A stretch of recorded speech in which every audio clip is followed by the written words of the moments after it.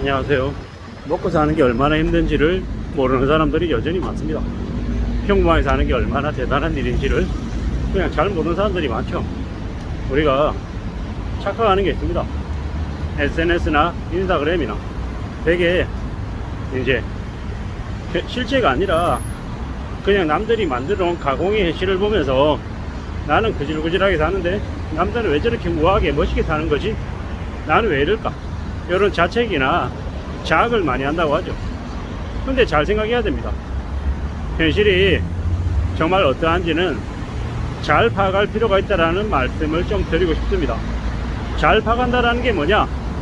나의 상황을, 내 현실을 최대한 안정적으로 잘 유지하고 잘 관리하는 거라는 겁니다. 저도 이제 지금쯤 이렇게 살아오다 보니까 과거를 되돌아보면 제가 못했던 것들, 아쉬운 것들, 안심했던 것들, 이런 것들이 많이 떠오릅니다. 그렇기도 하고요.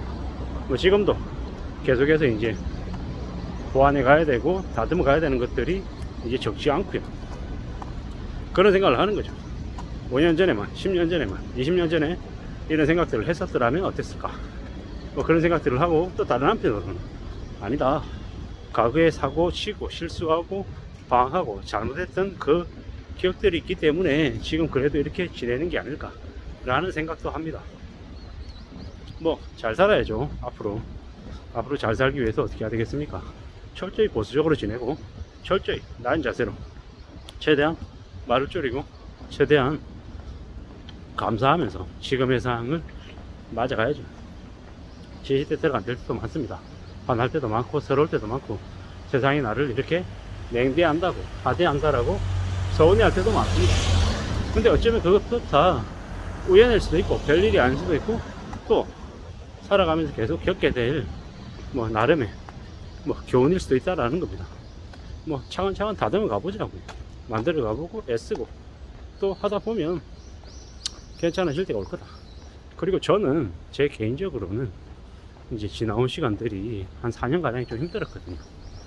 4년가량이 이제 저한테는 좀 많이 안담했던 시간이었고, 앞으로 남아있는 한 1년 정도는 제 개인적으로는 조금 괜찮을 것 같고, 근데 이제 이런 거죠. 세상은 나와 다를 수 있다라는 거죠. 지금 현재 이 경제 상황이 앞으로 한 5년가량은 매우 어려울 것 같죠. 최소 5년입니다. 근데 그 5년이라고 하는 시간 동안 저는 조용히 죽어 지낼 생각입니다. 최대한 낮은 자세로 최대한 별일 없이 무탈하게 지내기를 바라는 겁니다. 왜냐, 이 앞으로 최소 5년이라고 하는 기간을 잘 견뎌야 또 다음에 또 다시 뭡니까, 유동성이 또 풍부해지고 또 많은 희망과 많은 기대를 이야기할 때 저도 그러한 것들을 같이 누리면서 지내지 않겠냐는 거죠.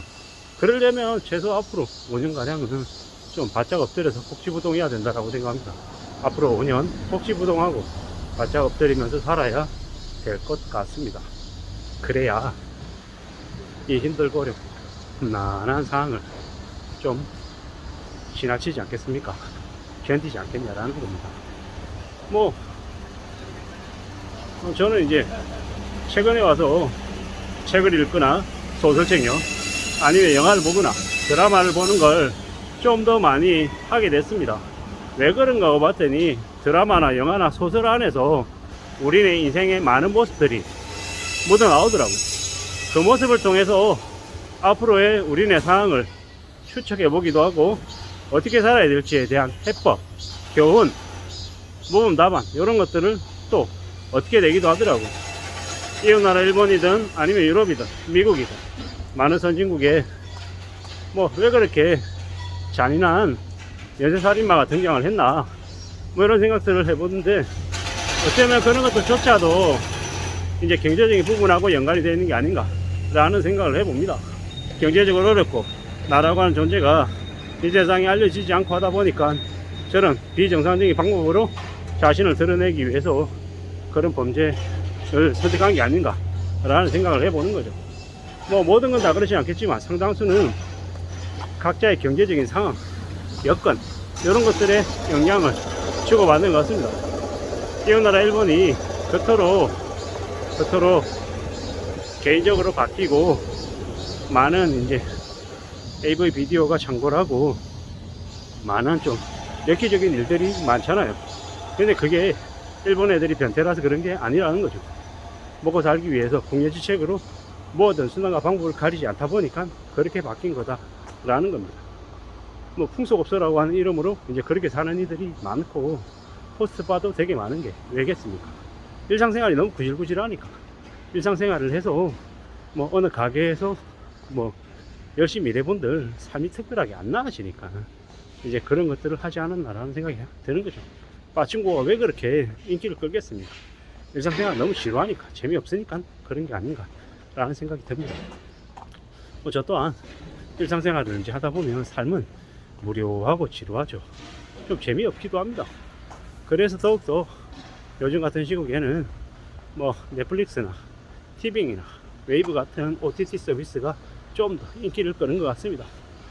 현실 세계는 너무 지루하고 재미없고 답답한데 그래도 드라마나 영화 안에서는 좀 삶이 화려하기도 하고 멋있기도 하고 내가 아닌 다른 이제 그 작품 속의 인물이 마치 내가 된 것처럼 해서 활동하고 움직이고 뭐 조직폭력배가 되게 됐다가 뭐 선량한 시민이 됐다가 아주 잘 나가는 CEO가 되게 됐다가 여러가지 모습들을 보이니까 그런 것들을 보면서 또 다른 사람의 인생을 대신 한번 살아본다라는 그런 상상을 하게 해주는 게 아닌가라는 생각을 했습니다. 확실한 건 우리가 살아가면서 다이나믹하고 짜릿하고 스릴감 넘치는 것들은 그런 영화나 드라마 속에서 대리만족하면 된다라는 겁니다. 현실 세계에서는 그런 것들을 겪으면 어떻습니까? 지옥이죠. 매우 충격적인 살벌한 일들이 된다라는 겁니다. 현실이 아니기 때문에 그러한 것들을 즐겁고 재미있게 보는 거다 라고 봐야 됩니다. 누가 그러더라고요. 인생이 무료하고 지루하면 일탈을 즐기라고. 근데 일탈하면 현실 세계에서는 어떻습니까? 그 일탈로 인한 치러야 되는 대가가 너무 크죠. 그런 것들은 함부로 해서는 안 된다라는 겁니다. 그것보다는 보수적이고 차분하고 무료하게 사는 게 훨씬 더 안전하다라는 겁니다. 저는 무료하고 차분하고 재미없는 안전한 길을 추구하고 싶습니다. 왜겠습니까? 그 전에 너무 많이 겪었기 때문인 거죠. 그러고 살고 싶지 않다라는 겁니다. 사업에서 직원 월급 준다고 내가 버는 거 다 갖다 바치고 또 밤잠 못 자고 괴로워하고 하는 그런 걸 안 겪고 싶다라는 거죠. 그냥 한심해 보이고 소시민처럼 보여도 그냥 직장인으로서 일하고 월급 받고 퇴근하고 그러면 사는 게 좀 더 안전한 것 같다라는 겁니다.